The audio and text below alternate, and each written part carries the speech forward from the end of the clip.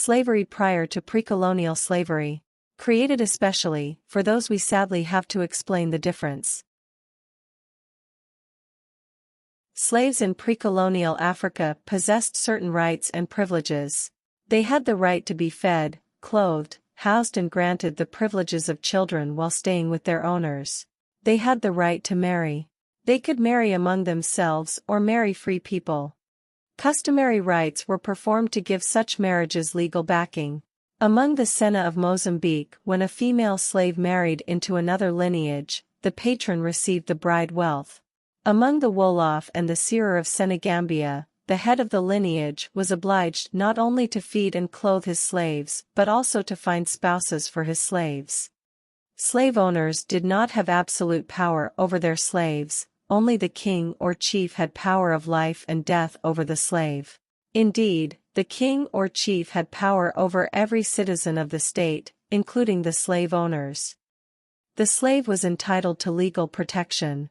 There were also avenues for social, political and economic mobility. Political mobility was a very common occurrence in pre-colonial traditional African society. Among the Abo of Nigeria, a slave's mobility depended to a considerable extent upon the status of his/her owner. Those in the larger trading group had the advantages to advance more rapidly. In the House of Fulani Emirates, slaves could be appointed village heads. Some slaves in Bornu occupied important governmental positions. By virtue of his/her membership in his/her owner's family, lineage and clan, a slave could rise to occupy a position of authority, especially if there were no suitable heirs. Examples abound among all the ethnic groups.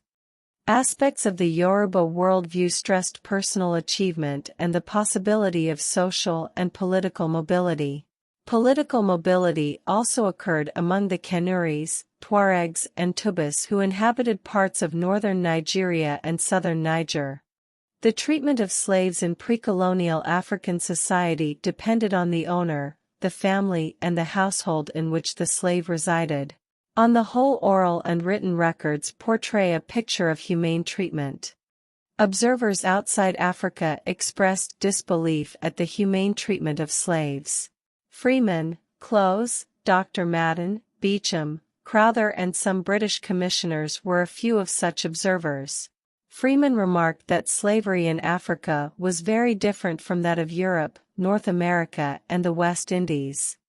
Klose stated that the slave in Africa was much better off than his/her counterpart in Europe or America.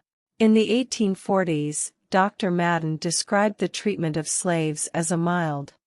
District Commissioner Crowther, who worked in Ghana at the turn of the 20th century, in his evidence before the Committee of West African Lands in London on February 7, 1913, described slaves in Ghana as a more like adopted children.